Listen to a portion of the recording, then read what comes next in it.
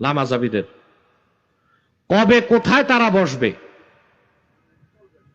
শিকি আদলি মৌলবী যেগুলো আছে ওদের শিকি আদলি পাশিকা আছে না, ভোলার হোক ঢাকার হোক, যদি আসে নির্ধারিত তারিখে আমার ইসলামী গবেষণা পরিষদ বাংলাদেশের মুবাল্লিগ আসবে বহস করতে।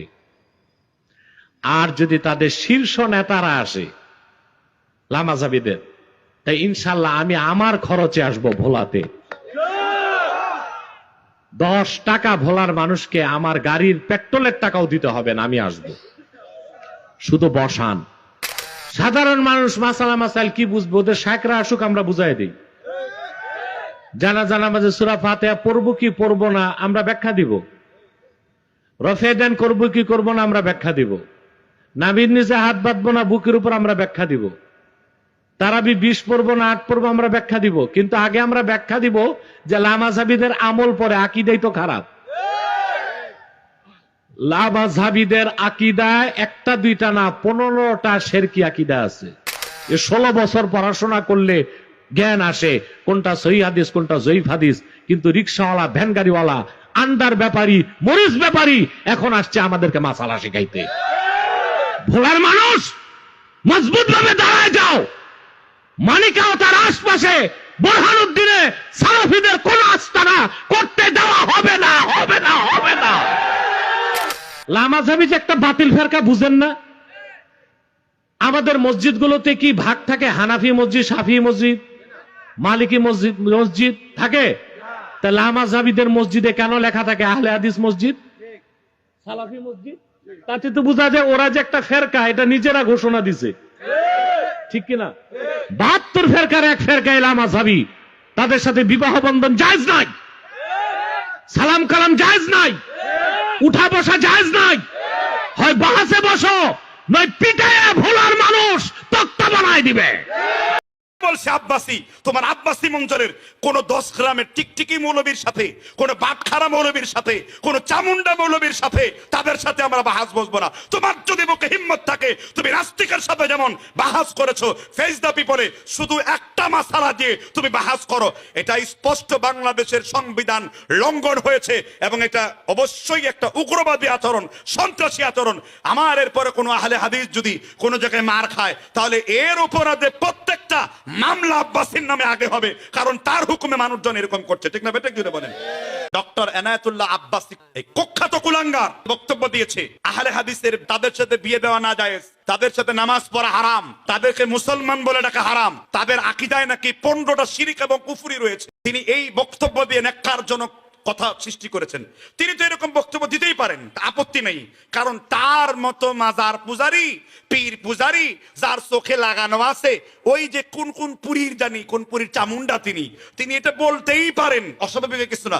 কিন্তু তিনি এই আলোচনার মধ্যে একটা গুন্ডামি করেছেন কি, ওই ভোলাতে নাকি আহলে হাদিস, বাংলাদেশের কোথাও যদি আহলে হাদিস পাও তাকে খবর দিতে বলেছেন, তাকে যেখানেই ধরা হবে সেখানে নাকি মারপিট করা হবে, মেরে ফেলা। এটা স্পষ্ট বাংলাদেশের সংবিধান লঙ্ঘন হয়েছে এবং এটা অবশ্যই একটা উগ্রবাদী আচরণ, সন্ত্রাসী আচরণ।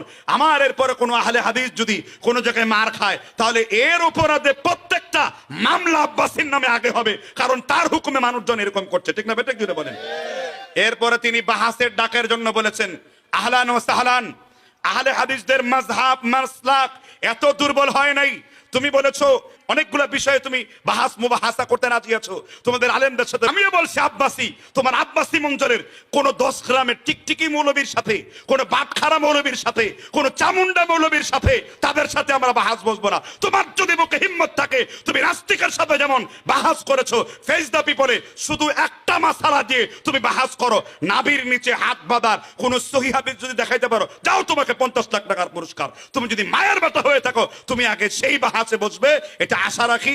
আপনি এটা স্থান কাল পাত্র ঠিক করবেন। আর আপনি বলছেন আপনার জায়গায় যে বাহাস করতে, আপনি যে ঠেট দিয়েছেন লাইট ফ্যান বন্ধ করে বেদারক যে মারবেন না আপনার গুন্ডা বাহিনী দিয়ে, আব্বাসী গুন্ডা বাহিনী দিয়ে, তার কি গ্যারান্টি রয়েছে? ঠিক না ব্যাটিক?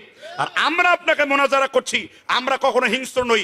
আল্লাহর রাসূল বলেছেন, যে ব্যক্তি খারিজি আকীদা গ্রহণ করে কিলাবুন নার, সে সরাসরি জাহান্নামের কুকুর। বুখারীতে এসেছে, মান দা রাজুলান বিল কুফর ওয়া লাইসা কাযালিক, কারো মধ্যে যদি শিরক আর কুফর না থাকে, আর কেউ যদি তাকে কাফের বলে, বেদ্দিন বলে, তাহলে সে নিজে কাফের বেদ্দিন হয়ে যাবে। এটাই আমার নবী মুহাম্মদ রাসূলুল্লাহ শিক্ষা দিয়েছেন। আমরা আপনাকে কাফের ফতোয়া দেইনি, আপনারা আমাকে কাফের ফতোয়া দিয়েছেন। আমরা আপনাকে মুলহাদ ফতোয়া দেইনি, আপনারা আমাদেরকে ইহুদি খ্রিস্টানদের দালাল বলেছেন। কিছুদিন আগে ইবনে তাইমিয়াকে আপনি বলেছেন যে সে হলো শ্রেষ্ঠ বেদাতির একজন বেদাতি। তো এনায়েতুল্লাহ আব্বাস সাহেব, ভদ্রতার খাতিরেই বলছি, যদি একটি মাত্র মাসআলা নিয়ে আপনি ডিবেট করেন, নাবির নিচে হাত বাঁধার সহিহ হাদিস যদি আপনি প্রমাণ করতে পারেন, 50 লক্ষ টাকা সহ, আমি সহ, আমাদের দলবল সবাই আপনার দিন গ্রহণ করবে, যেই দিন আপনি আছেন। কিন্তু আমি আশা রাখি এই জমিনে আহলে হাদিস থাকা পর্যন্ত আপনি তাদের বিরুদ্ধে মিথ্যাচার করে আপনি কোনোদিন শান্তি পাবেন না। কাদিয়ানীরা টিকে নেই, হিজবুত তাওহীদ টিকে নেই, আহলে কোরআন টিকে নেই। সুতরাং আপনি আব্বাসীয় এই ভুল থেকে ফিরে আসবেন বলে আশা রাখছি। না হয় আপনার পরিণতি অত্যন্ত ভয়াবহ হবে। যারা সাধারণ তাদের সাথে ডিবেট করে আপনি বিজয় অর্জন করলেও আলেমদের সাথে ডিবেট করে বিজয় অর্জন করবেন, এই রকম ঘুমিয়ে ঘুমিয়ে জেগে জেগে বাতুল স্বপ্ন দেখা আপনার বন্ধ করতে হবে। কারণ আপনার এলমের দৌড়, আপনার ডক্টরের দৌড় আমরা খুব ভালো করেই জানি। তাই অত না চিল্লায়ে, ভোলাতে মারপিট না করে, সন্ত্রাসী কায়দায় মানুষের সামনে হায়ানা না হয়ে আপনি ডেট টাইম ঠিক করবেন, কোন দিন আপনি ফেস দ্য পিপলে এই পয়েন্টে বসবেন। নাবির নিচে হাত বাঁধার আমাদের দাবি হলো আপনার কোনো হাদিস সহি না, আপনি সহি প্রমাণ করতে আসবেন। যদি এই শিরোনামে বসতে চান, আমি আল্লাহর এই গোলাম নগণ্য খাদেম দিনের, আমি রাজি আছি। এই বক্তব্য আপনি শুনলে আপনি অবশ্যই এটার কাউন্টার করবেন এবং আপনি ডেট টাইম ঠিক করবেন। আল্লাহ তাআলা আব্বাসী সহ যারা তার অনুসরণ করে তাদেরকে হেদায়েত দান করুন বলেন আমিন। جزاك الله جزاك الله جزاك الله جزاك الله جزاك الله